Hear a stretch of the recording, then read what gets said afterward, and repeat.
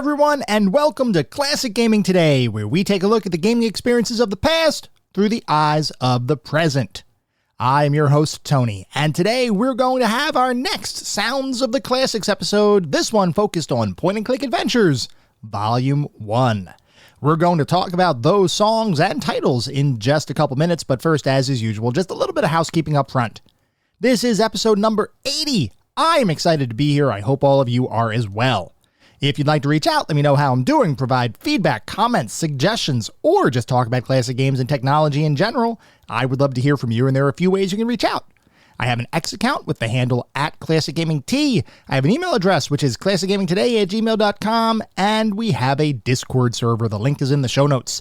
Discord is the best way to get in touch with me and the rest of the community around this podcast. We have a ton of fun out on Discord. We have discussions. We do gaming challenges. We have prizes and all sorts of stuff.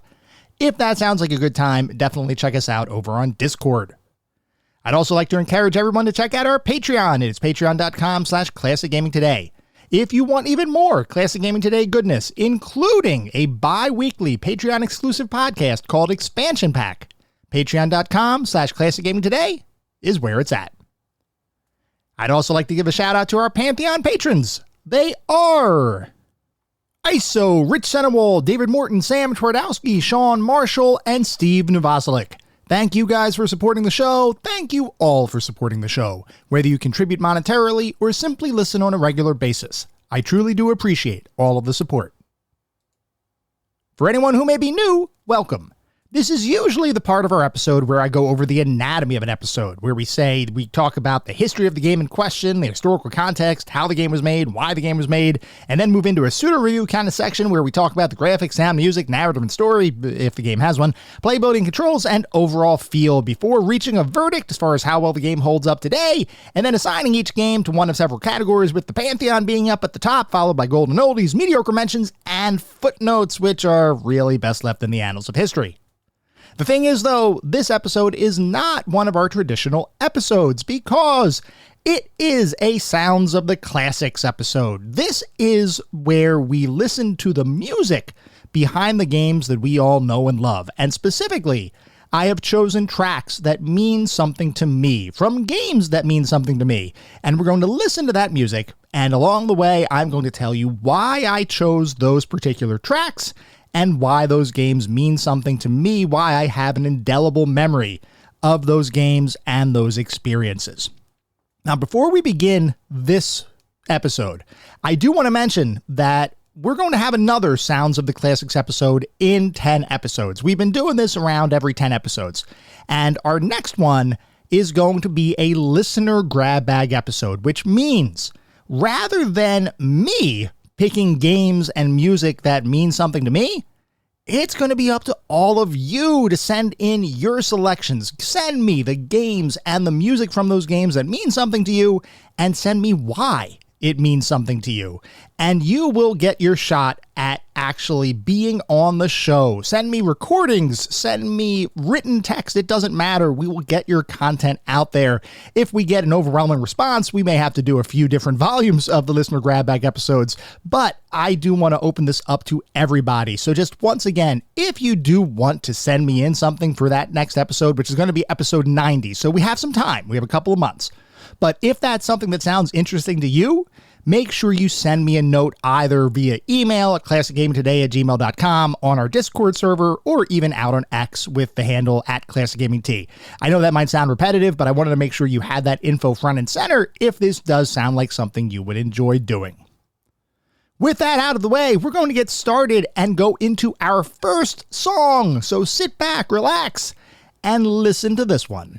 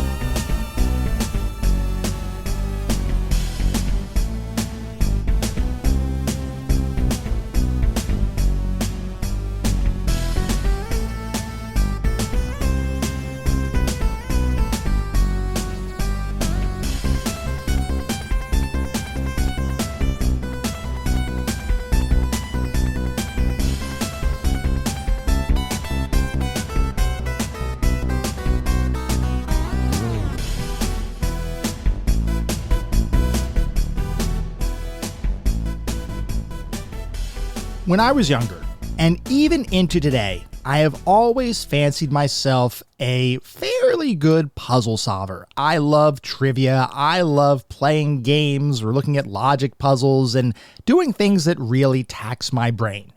So when I was younger, and I heard about this game series, and in particular this individual game called The Castle of Dr. Brain, which was by Sierra Online, I knew I had to play it.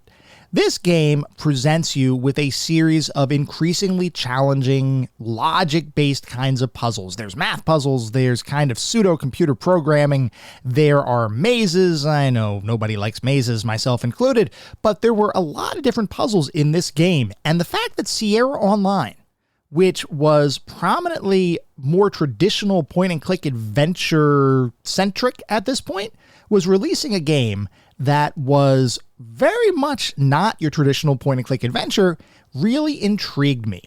And looking at it, I thought, oh, well, these are just a bunch of puzzles, the kind of puzzles that I enjoy doing anyway. I should definitely get this game and give it a go. So, of course, that is what I did. And then I went out there and I played the game, and boy, was it so much fun. Now, around this time, I wasn't one of those people that automatically cranked the difficulty settings up on games. This was a time before I was going out to kind of very hardcore challenge myself in these games. And even today, I usually play games on normal. But as I was playing The Castle of Dr. Brain, I had originally left it on its default difficulty. And as I'm playing, I'm thinking, oh, you know what? This is pretty darn easy. I'm kind of flying through it. Now, I was young still, but like I said, I had been playing a lot of different puzzles, or at least experiencing a lot of different puzzles and different puzzle books and kind of testing myself along the way. And when I sat down to start playing Dr. Brain, I thought, that is a little bit easy. So I went out into the options and I noticed there was a difficulty slider. And I said, you know what? Let's crank this thing up to the top.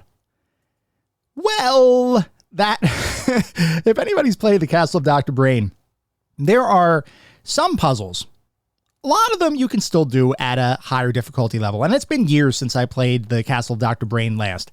But I remember cranking the difficulty up, and as younger me sitting down to play the game, oh, that was a little bit of a different experience than having the default difficulty settings. And I remember the one that I think was most difficult, or one of the more difficult puzzles at the time, was the Magic Square. I think it's called a Magic Square kind of puzzle, where you have to make the vertical, horizontal, and diagonal lines of a bunch of number squares equal each other. So if you're trying to make everything equal, say 15, you have to have every row, every column, every diagonal has to equal 15, and you cannot reuse numbers. So if you're using the numbers 1 through 9, let's just say, 1 through 9, let's go with. If you're using that, then you have to make sure that every single row, column, and diagonal only uses one of those numbers in the 9 square configuration, and you have to make sure that every row, column, and diagonal equals 15.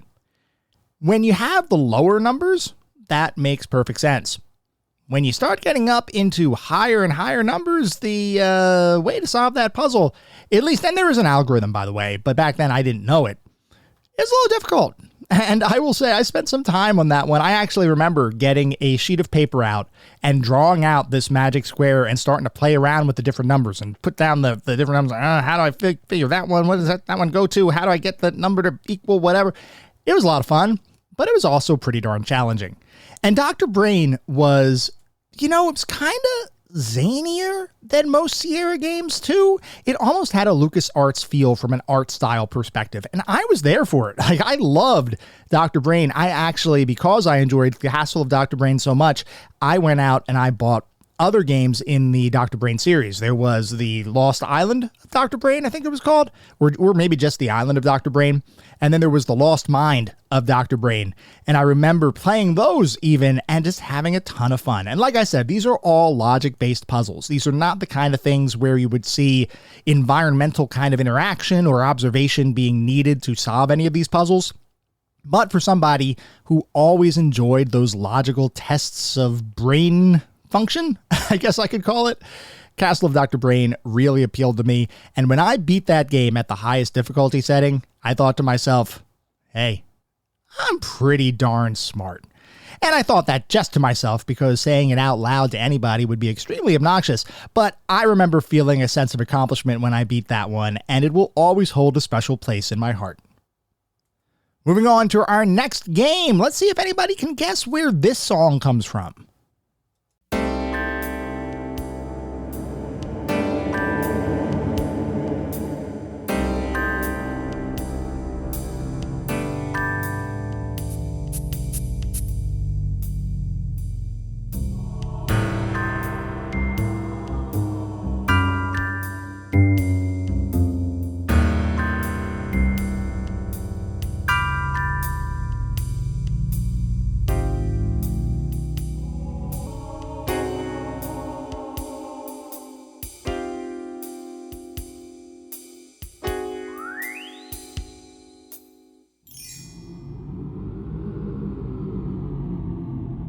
Speaking of logic-based puzzles, this is from The Seventh Guest. Oh, The Seventh Guest. How I both love and hate thee. It is one of those games, and if you've never played Seventh Guest, the general concept is you are in what is effectively a haunted mansion, and there's some backstory that goes into why that is. But you're in this haunted mansion, and you are tasked with effectively getting out of the mansion. And to do that, you have to navigate around the different scenes, the different floors, the different rooms. You've got to solve a bunch of puzzles to try to figure out what's going on, and then ultimately, hopefully, escape from certain doom. Now, Seventh Guest is a logic-based game, or a logic puzzle-based game, very similar to Castle of Dr. Brain, in that there's not a whole heck of a lot of environmental interaction here. Now, you know what, I take that back, because there are some puzzles that have clues hidden within the environments that, if you notice what those clues are, will make solving certain puzzles a whole heck of a lot easier. The big thing about Seventh Guest, and why I remember it fondly, is not necessarily for the puzzles, though I will say there are a couple of puzzles that we'll talk about that have a level of infamy in my brain, as opposed to being something that I particularly enjoyed. But the reason I enjoyed Seventh Guest, and the reason why it's on my list, is because it was one of the first full motion video games that I played. Now, longtime listeners will recognize that I love full motion video in games. I love every single FMV title, whether it is the corniest of corny or actually something really good. I just enjoy full motion video in interactive entertainment. And The Seventh Guest was one of the earliest examples of full motion video in a computer game. It wasn't the earliest example, but it was one of the ones that really sold CD-ROM technology as a medium that was going to be used for games in the future, because the massive storage capabilities of a CD-ROM disc just made it so that you could have advanced audio and video and everything else that previously was simply imagination. You couldn't do that kind of stuff before CD-ROMs. Seventh Guest was one of those kind of system sellers, so to speak, in a console perspective.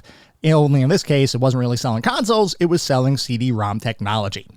So Seventh Guest was interesting to me because of that fact. The graphics looked amazing, the full motion video cutscenes, a little grainy, but hey, it's full motion video. That means I automatically love it. So as I played the game, and like I said, I enjoy logic-based puzzles, probably more so than many people, just because it's one of my things. So as I'm playing the game, I would eventually hit a couple of puzzles that absolutely stalled my progress. One of which was the soup can puzzle.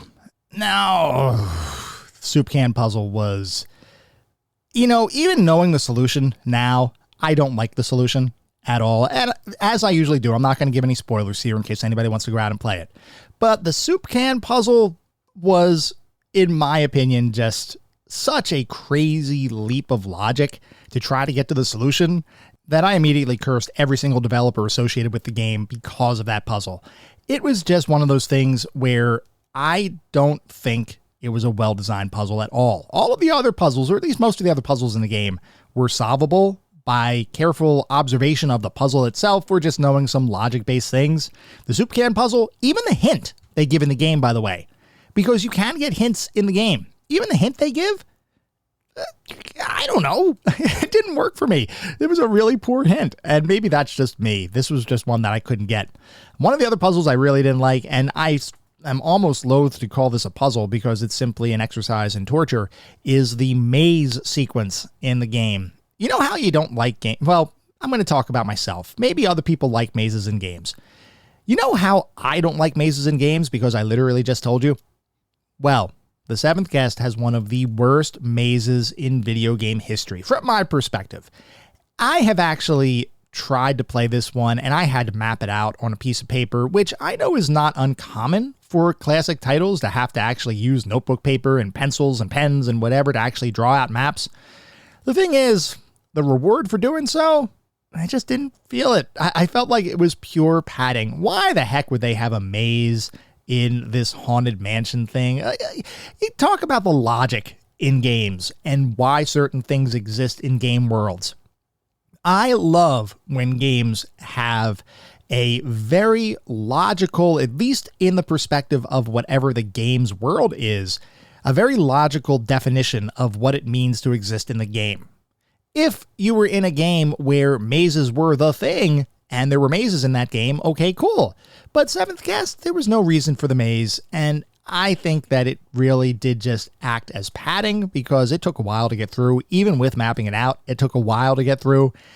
The interesting thing is, apparently, and I found out about this out on Discord, apparently there is a clue to the maze that lets you kind of see what the path through it is, which I never found when I was originally playing through the game, and I guess as a result, I tortured myself unnecessarily. So kudos to the developers for actually having a clue in there that allows you to progress through the maze more easily.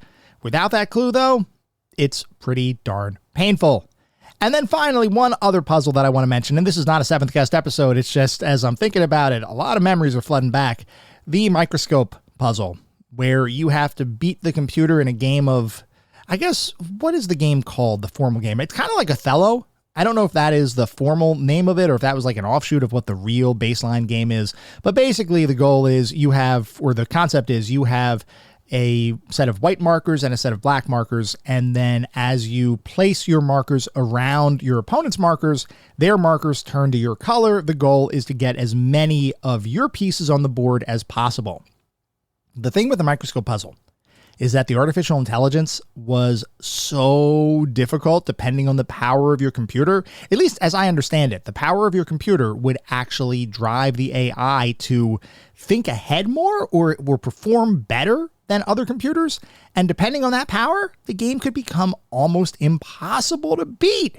And I just remember racking my brain and trying all sorts of different combinations to try to get the AI to lose. I did eventually beat that one, but I would be lying if I said I didn't have some battle scars because of that. Regardless, Seventh Guest still maintains a special place in my heart as one of my earliest full-motion video adventure games, as well as one of those games that has a ton of puzzles, most of which I enjoyed, some of which made me really reconsider life's decisions. Anyway, we're going to move on to our next game. Let's listen to this one, see if you can guess what it is.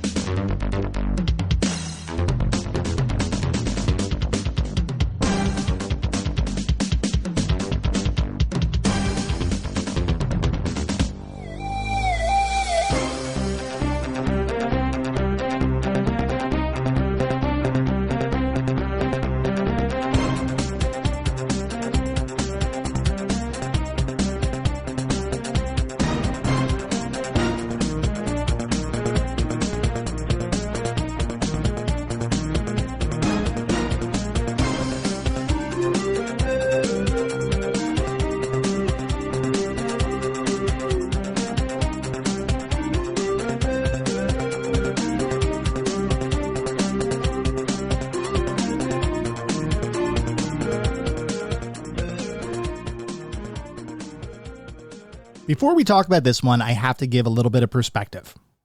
I have not played a Police Quest game in probably almost 30 years at this point.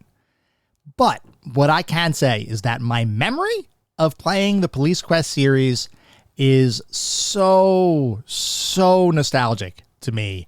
And this particular track comes from Police Quest 3, The Kindred. So let me talk to you about Police Quest and my own personal journey there. When I was younger, I never particularly wanted to become a law enforcement agent of any kind. I didn't want to become a cop. I didn't want to become anything like that. But I was still intrigued by the concept of policing. And when I found out about this series, this game series by Sierra Online called Police Quest, I thought to myself, well, this sounds like kind of fun. Maybe I should get it and give it a go. And that's exactly what I did. And what I found out was that the procedural aspects of being a police officer, for whatever reason, for younger me, was completely enthralling. This might sound like a weird thing for I guess I was a preteen at this point, but this might sound like a weird thing for a very young person to really get enthralled by. But when I bought Police Quest, I spent hours reading the manual that came with the game. And for anybody who hasn't played it or hasn't seen the manual, it has a bunch of police codes in it. So you might say, well, how could you spend hours reading a manual? It wasn't necessarily the reading of the manual that took hours, but they had a bunch of different police codes in it that corresponded to the different radio codes that police officers would use when they communicate with each other, kind of as a shorthand kind of thing, like 10-4 and things like that. Well, I spent a significant amount of time memorizing all of those police codes, my thought being that it was going to improve my performance in the game. And I guess ostensibly it kind of did. Maybe, I don't know, that was probably entirely unnecessary, but I found it engaging and I just loved learning about those police codes. I also loved learning about the rest of the game, and ultimately this actually drove me to learn more about policing in general and some of the other procedural aspects. And it's funny because I didn't even really care about the act of policing. I mean, obviously, it's good when you have a positive law enforcement agency that's out there, but I really enjoyed the procedural aspect of things, the things that you needed to do, or at least the game told you needed to do every single day. Otherwise, you would face certain death. And honestly, the Sierra games, there were some pretty ridiculous situations. Like if you don't check every tire in your car every single day, oh, you could potentially die. Did you know that if you didn't check around your car every single day as a police officer, you may in fact die every day? Wow, I didn't realize that. Now, whether that's true or not is, I guess, a question for a different debate. But the game really went heavy on the procedural elements there, and that was driven primarily because the designer behind the game was a real police officer, a highway patrolman named Jim Walls, who took all of those procedural elements and added it to the game. Now, in true Sierra fashion, if you failed any of those procedural elements, you would in fact fail the game, whether that was actual death or you simply would fail and get a game over kind of screen and have to restart from whatever your last save was. So it was kind of tailor-made for a Sierra experience to be able to have these procedural elements in the game. Anyway, I loved the first Police Quest. I loved the second Police Quest. Police Quest 3, though, to me, was the game that felt like the extra coat of polish on the entire series and really felt like a true next-generation adventure game to me.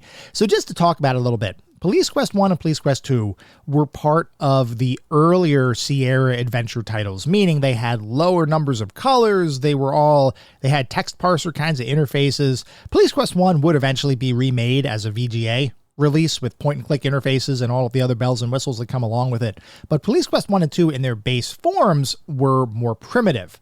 Police Quest 3 was the first game in the series that actually used the newer Sierra technologies to create a game that was much more modern feeling and honestly much more engaging from my perspective, because it actually had the traditional point-and-click gameplay that would become kind of synonymous with adventure games throughout what the golden era of adventure games would eventually become, which for me is like the early to mid 90s is really where, for me, most of my fondest adventure game memories come from. Police Quest 3 was one of those games that really started to push the envelope in that direction, and I remember spending hours playing that game. Not only were the graphics great, not only did the interface feel amazing, but the story. The story here, to me, and looking back on it, it is very dramatic and it's very kind of almost soap opera-y in a little bit of a way. but I ate it up. I loved it. I love those kind of things. I love how storylines progress over time. I love when there were callbacks to prior things happening in a series. And if you did, in fact, follow the Police Quest series, at least through 1 through 3, because after Police Quest 4, or at Police Quest 4 and beyond, the series kind of went off in a different direction. But for Police Quest 1 through 3, which I guess you could kind of call the trilogy of Sonny Bond's adventures, who Sonny Bonds was the main character in the game, that trilogy for me was some of the most fun adventure gaming that I have ever had. I loved every bit of it. And like I said, it even made me want to study outside the game and learn more about police work. If a game can make you take your real life time and spend it thinking about and studying the game, even when you're not playing the game, you know it's something special. We're going to move on to our next game. Let's listen to it and see what it is.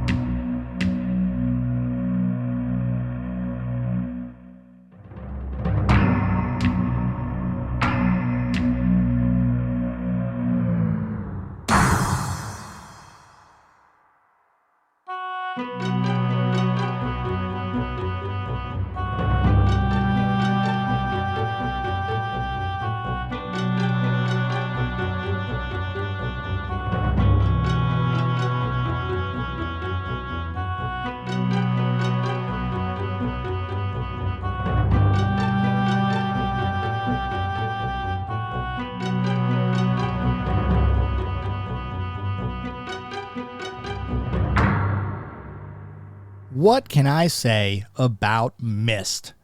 Wow, what an amazing looking slideshow.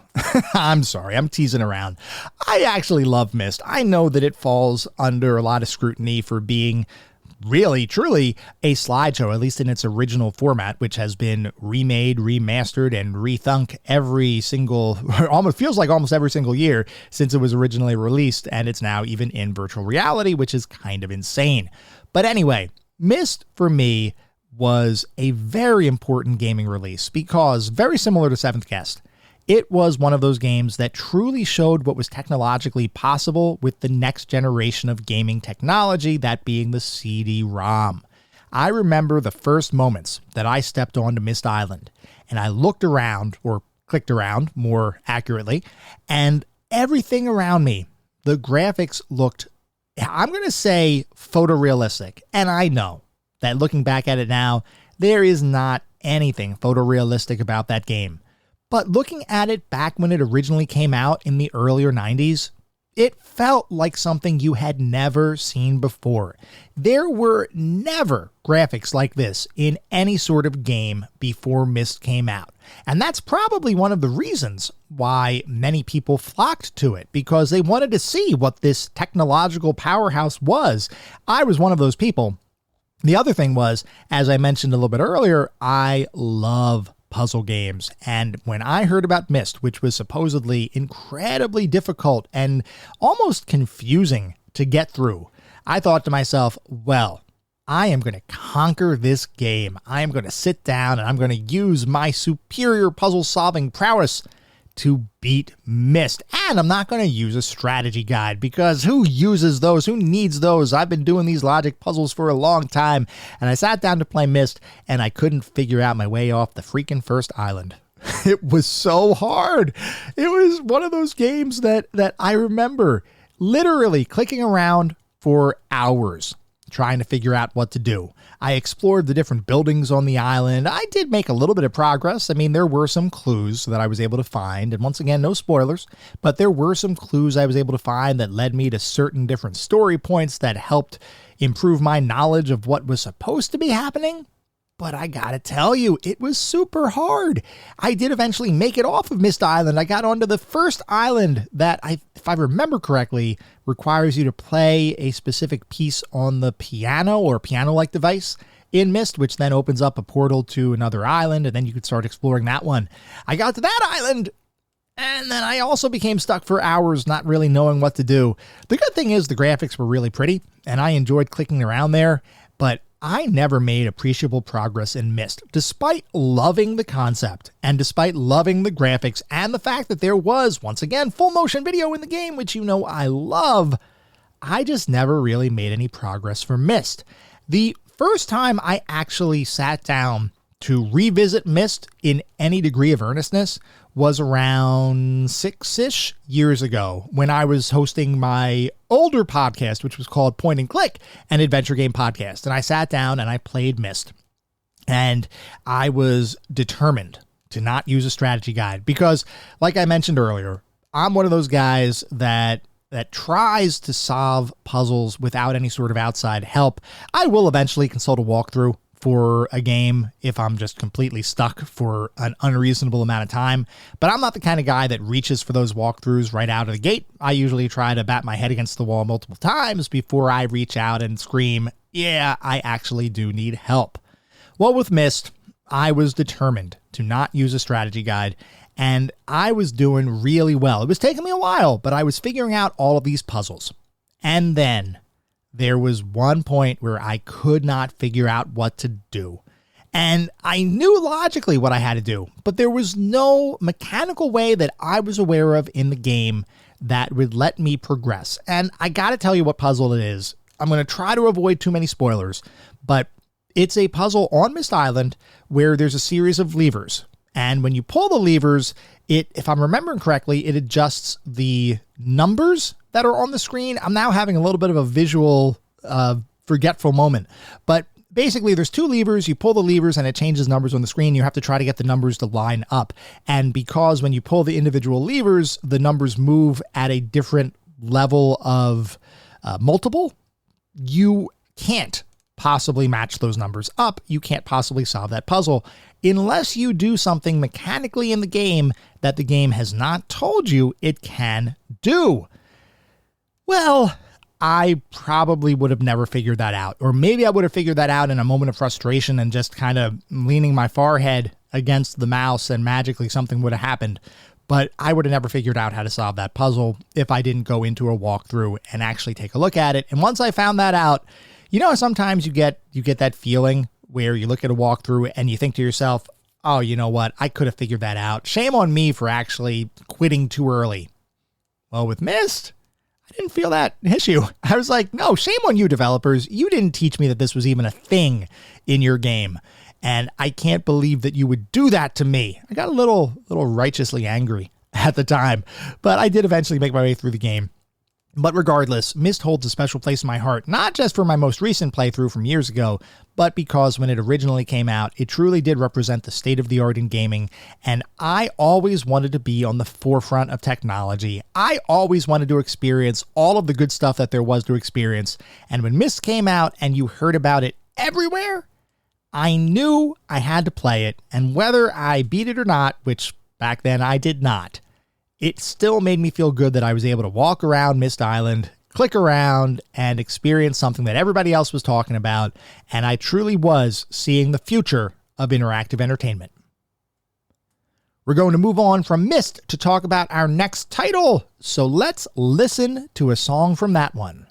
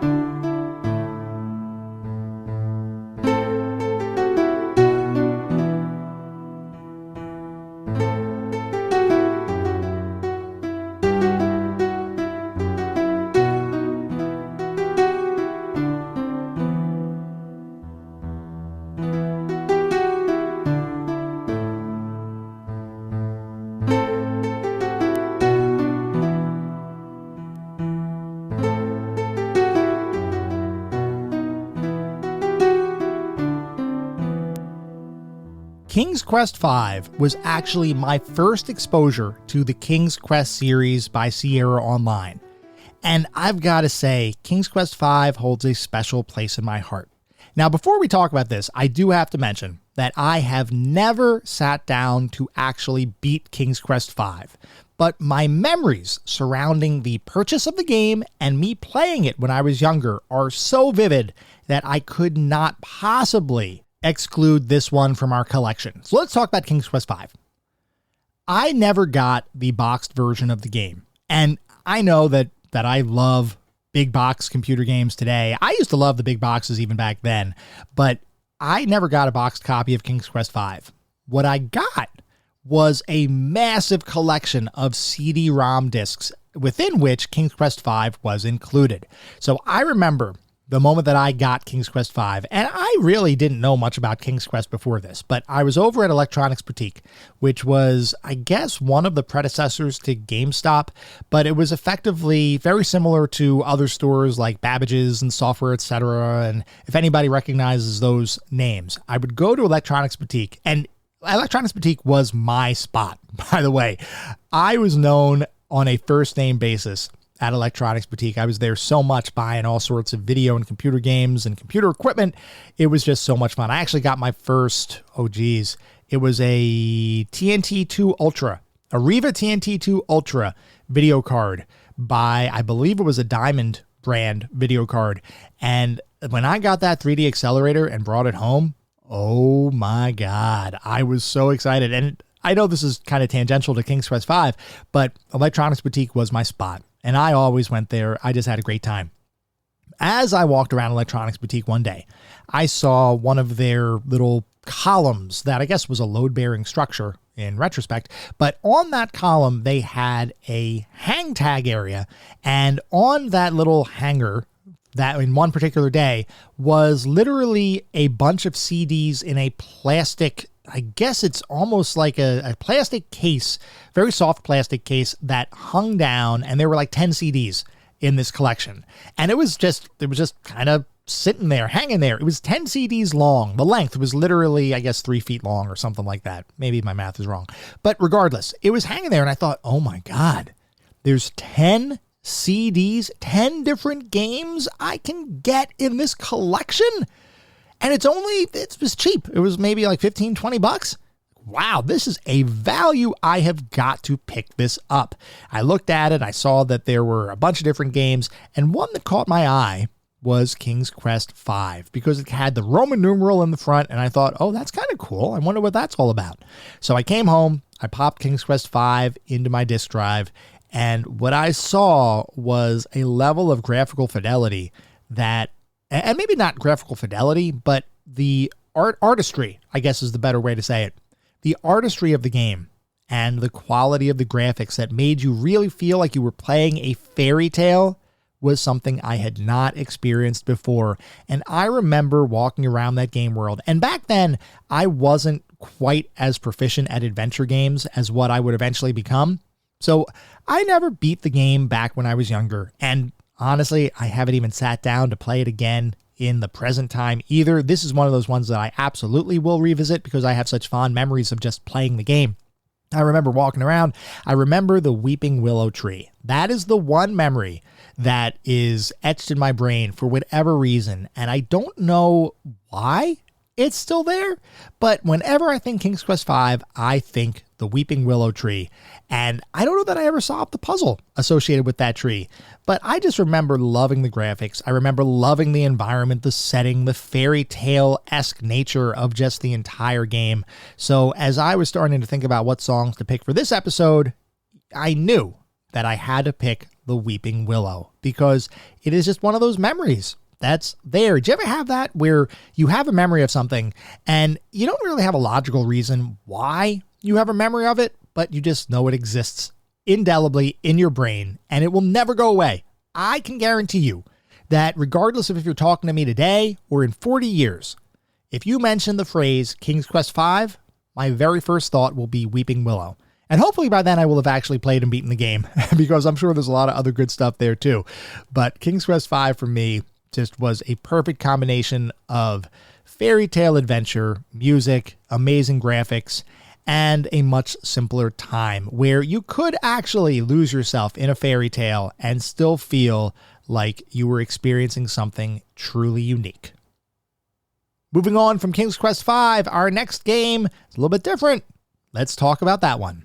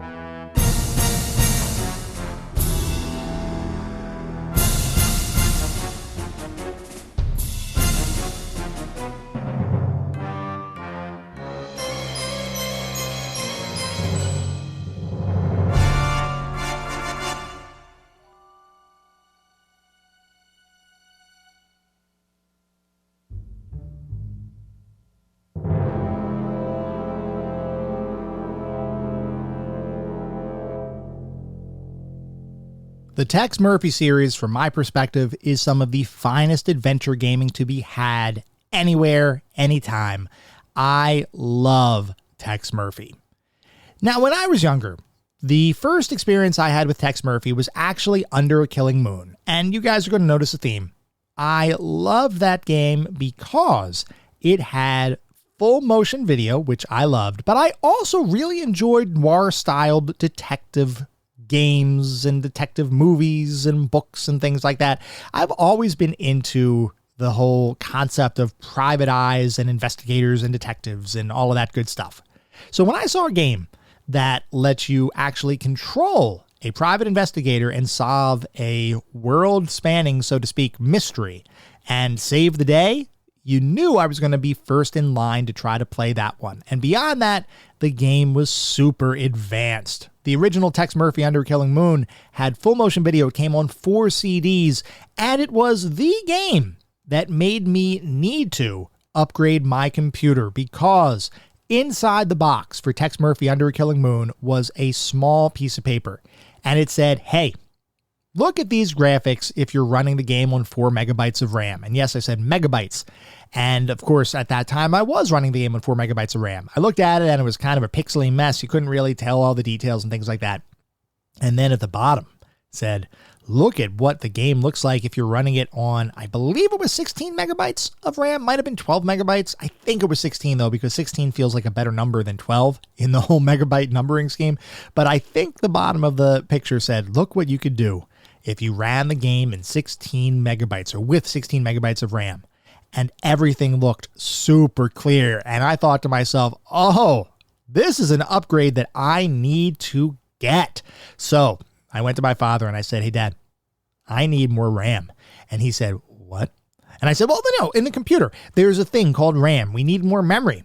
And he said, what's that? I said, I don't really know, but it makes the game run better.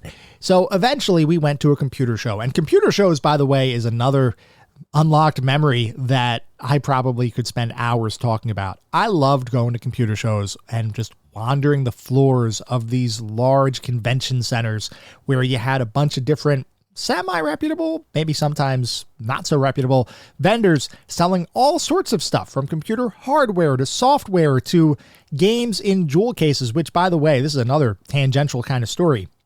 I mentioned before that I love big box computer games. I have a pretty large collection of big box computer games. And of course, as part of our normal podcast episodes, I always look at the back of the box for any of the games that we talk about. Well, at computer shows, I would often wonder, look, I'm looking at these games and I could buy the big box version for like $40, or I could buy the jewel case version for $10. What the heck's going on? Why is there such a disparity? Well, at the time, I didn't recognize that software piracy was absolutely rampant, and most likely a lot of those jewel case-based games were simple copies of the games that were clever counterfeits as opposed to actual real-life copies of the game. It didn't matter to me at that point. I equated the fact that, hey, I could get 4 times as many of those as I could a single big box game. So when I went to computer shows, I would often look through the cardboard boxes full of jewel case games just to try to find if there were anything cool in there and see if there were some collections I could pick up and add to my own personal collection. Now, one of the other things about computer shows, by the way, is that they had a very large number of adult-only titles, which were all labeled XXX right above those cardboard boxes. And I'm not going to lie, there were occasions where, oh no, I went to the wrong box and I accidentally flipped through some. Oh, no, my bad, I didn't realize. Of course, I was a young teenager at the time, and the internet wasn't really as much of a thing as what it is now, so we'll leave it at that. Anyway, Tex Murphy. I loved Under a Killing Moon, and I enjoyed playing that game so much that I bought the strategy guide. And I know I mentioned before that I didn't use the strategy guide I didn't like using strategy guides to try to walk through the game. I didn't do that with Under a Killing Moon. I beat Under a Killing Moon without the strategy guide. I bought the strategy guide because I loved the game so much that I just wanted to read the strategy guide after I beat the game. I wanted to continue to experience the Tex Murphy world. Even though I had already beaten the game, I thought having the strategy guide and reading it and looking at all the puzzles again and the screenshots and everything else like that. And they also had some story in there too. It was kind of written not just as a pure strategy guide. They had some lore and story in there as well. I absolutely loved it. I read that strategy guide cover to cover probably a couple times in between actually playing Under a Killing Moon multiple times. I just loved it so much. This song, though, that I chose is not from Under a Killing Moon. It is from the Pandora Directive, which was the next Tex Murphy adventure. And it is chronologically the 4th Tex Murphy adventure. There was Mean Streets and Martian Memorandum, which had predated the FMV goodness of Under a Killing Moon. But the Pandora Directive was everything Under a Killing Moon was, but bigger and better and more detailed. Everything, the quality was so much higher. And like I said, I loved Under a Killing Moon, but I loved Pandora Directive even more. And I remember the moment that this song plays in the game. So let me paint you the picture. You, as always, are Tex Murphy, a kind of bumbling private investigator who gets involved in a case involving a killer, a serial killer that is targeting young women. And it is your job to try to find that killer before he strikes again. So you're across the street on the roof of a building.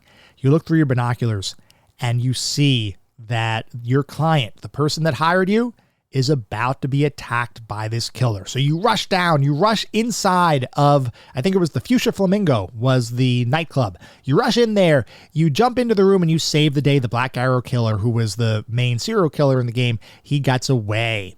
Well, you have to give chase. You look all around. You eventually make your way onto the roof of the nearby buildings, and then a cutscene plays where Tex jumps down from the roof, attacks the Black Arrow killer, and they have what in my child mind was the most epic one-on-one fist fight ever.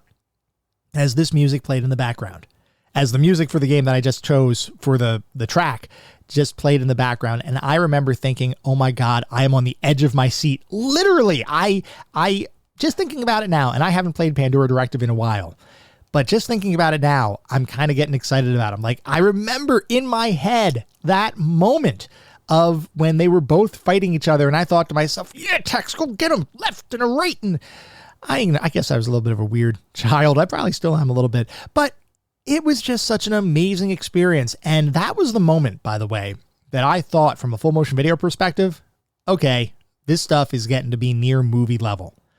Now, retrospectively, that's not necessarily true, I guess, but it was a truly impactful moment for me as I played the game. And I just remember thinking, wow, Tex, what a stud. And I am going to venture a guess and say that nobody has ever said those words about Tex Murphy before. But when I played Pandora Directive, I was so enamored with the game. And that scene in particular, I will truly never forget.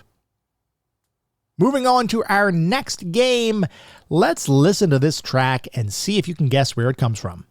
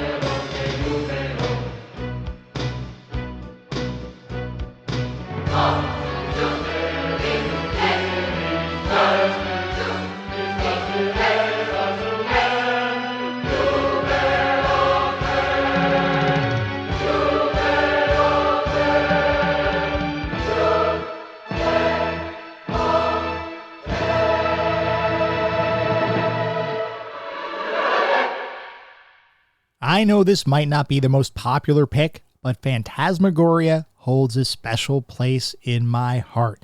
Once again, another full motion video adventure game, but this one is a little bit different because it was designed by the legendary game designer Roberta Williams. And it was also a much more mature adventure game. It was a horror game. It had blood. It had guts.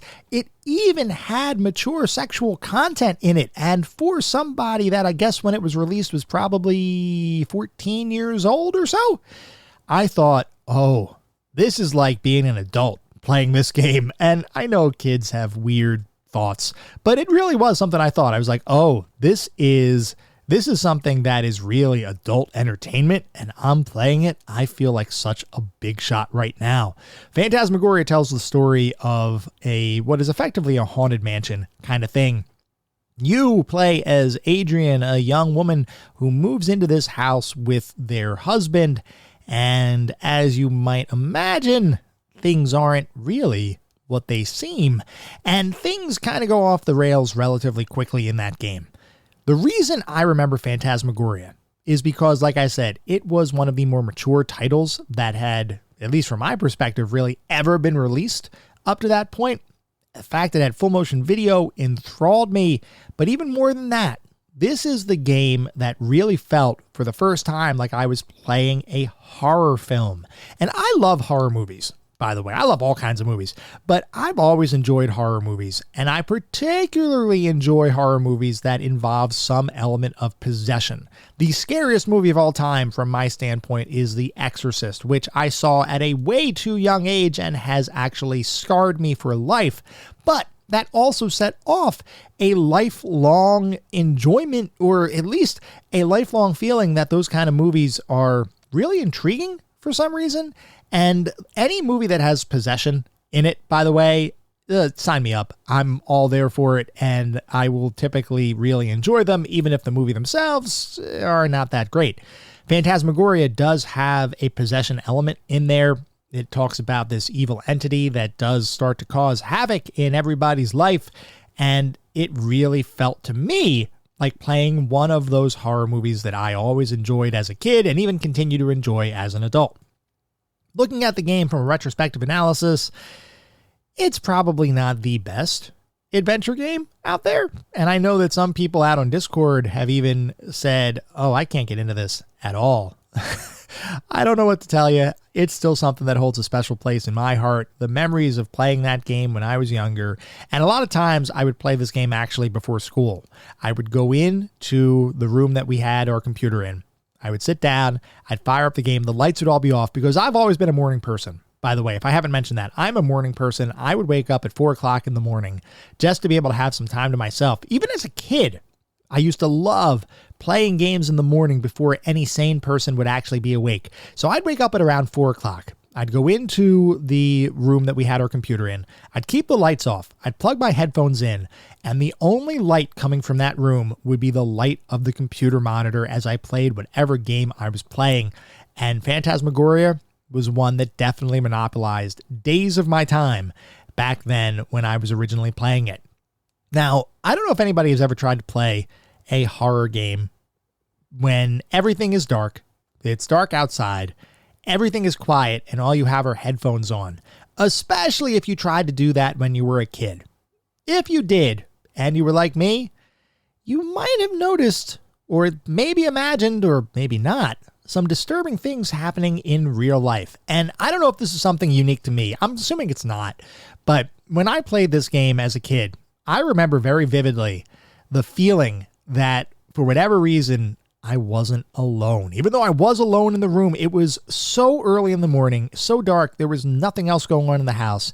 And I kept feeling like I would hear these creaks around, and it got into my head. This game got into my head and made me kind of get creeped out. And even thinking about it right now, I got a little bit of goosebumps and a chill up my spine thinking about, oh, that was kind of scary.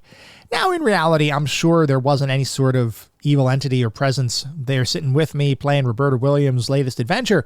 But the fact that I started to feel that feeling is a testament to the fact that Phantasmagoria as a game was actually pretty darn effective. I enjoyed it a lot.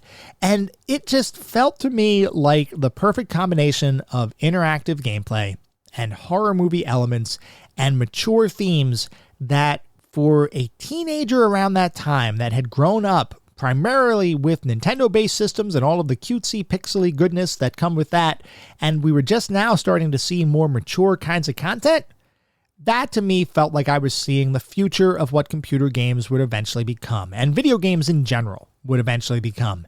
It turns out, in reality, it kind of was, because the stuff we have today is not necessarily considered simple children's entertainment anymore. It is now for all of us. And the fact that I am sitting here today as a 42-year-old guy talking to you about video and computer games is a testament to that fact. Anyway, that is going to be the last song and game for today's episode. I hope you've all enjoyed listening to these tracks and hearing a little bit about my own personal anecdotes surrounding these games, because for me, music is undeniably linked with the gaming experiences that I've had and the personal memories I've formed while playing those games. Oftentimes, when I think back on a fond memory, the first thing that comes to mind is the music that was playing in the background when that moment occurred. And that same exact phenomenon happens whenever I reminisce about a favorite game I may have played. Music has the ability to transport you back to simpler times, or to situations that, for whatever reason, left an indelible mark upon your personality and life. While that phenomenon certainly applies to traditional everyday life, it also applies to our collective gaming experiences. And as I sat here listening through these tracks, I've become filled with a sense of comfort and nostalgia that feels remarkably soothing. And it's amazing to me that music, perhaps more than any other medium, can accomplish that psychological feat. Whether you're a fan of game music or you listen to alternate soundtracks while you're enjoying your personal favorite games, the fact is that music in general is an art form that enhances the experiences we've all had throughout our collective lives. And that, undoubtedly, deserves to be celebrated.